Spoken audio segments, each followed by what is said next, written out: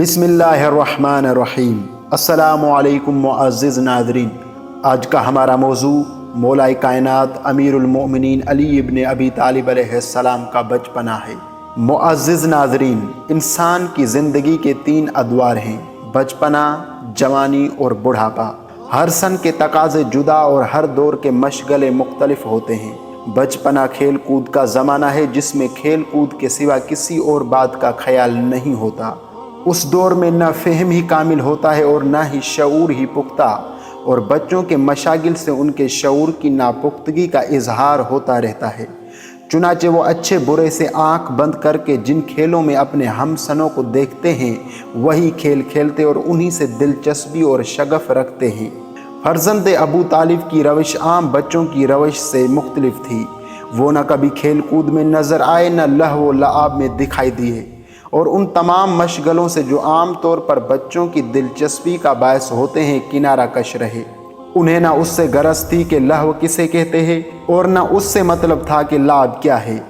ان کے تیوروں سے ہمت و جرت کے ولولے عیاں اور حرکات و سکنات سے عظمت و وقار کے آثار نمایاں تھے، اور کیا جسمانی اور کیا ذہنی دونوں اعتبار سے ان کا بچپنا دوسرے بچوں کے عہد طفولیت سے میل نہ کھاتا تھا۔ ان کی جسمانی نشو و نما کی رفتار دوسروں سے تیز تر تھی، اور ایک دن میں اتنا بڑھتے جتنا دوسرے بچے ایک مہینے میں۔ اس قوت نمو کی فراوانی کا اثر تھا کہ جسم مضبوط، فہم و ادراک قوی، اور ظاہری و باطنی حاسے تیز تھے۔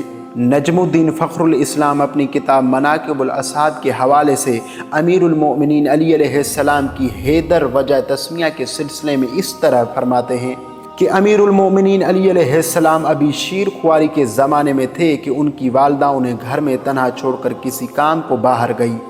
یہ گھر ایک پہاڑی کے دامن میں واقع تھا۔ اس پہاڑی سے ایک سانپ اترا اور آپ علیہ السلام کے قریب پہنچ کر پھنکارنے لگا۔ آپ علیہ السلام نے ہاتھ بڑھا کر اسے پکڑ لیا، یہاں تک کہ وہ آپ کے ہاتھوں ہی میں مر گیا۔ جب آپ علیہ السلام کی والدہ واپس آئیں تو امیر المؤمنین علی علیہ السلام کی گرفت میں مردہ سانپ دیکھ کر کہنے لگی: حیاک اللہ یا حیدرا، اے میرے شیر، خدا تجھے زندہ رکھے۔ جب بڑے ہوئے اور چلنے پھرنے لگے تو وزنی پتھروں کو بڑی آسانی سے اٹھا لیتے اور پہاڑ کی چوٹیوں پر سے اٹھا کر لے آتے اور بتوں کی توڑ پھوڑ میں لگے رہتے۔ عرب کے دستور تربیت کے مطابق جناب ابو طالب علیہ السلام اپنے بچوں کو تیر اندازی، شے سواری اور کشتی لڑنے کا فن سکھاتے اور اپنے بیٹوں بھتیجوں کو جمع کر کے انہیں بھڑاتے اور داؤ پیچ کی تعلیم دیتے۔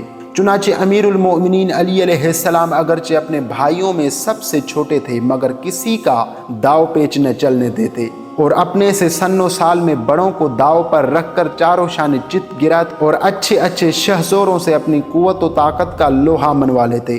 یہ قوت خدا داد ہی کا کرشمہ تھا کہ ان ابتدائی مشقوں سے لے کر بڑے سے بڑے مارکوں تک کسی سورما ساونت سے زیر نہیں ہوئے، اور جس سے بھی بھڑے اسے پچھاڑے بغیر نہیں چھوڑا۔ اس جسمانی قوت کے ساتھ ذہنی و شعوری ارتقاء کے لحاظ سے بھی بہت آگے تھے۔ بچپنے ہی میں حق و باطل میں امتیاز کا جوہر پیدا ہو گیا۔ پہلی ہی نظر میں معبود حقیقی کو پہچانا۔ بت پرستی کے مرکز میں رہتے ہوئے بتوں کو پرستش کے قابل نہ سمجھا، اور جبکہ لوگوں کو اعلان نبوت کے بعد بھی نبوت کے تسلیم کرنے میں تعمل تھا۔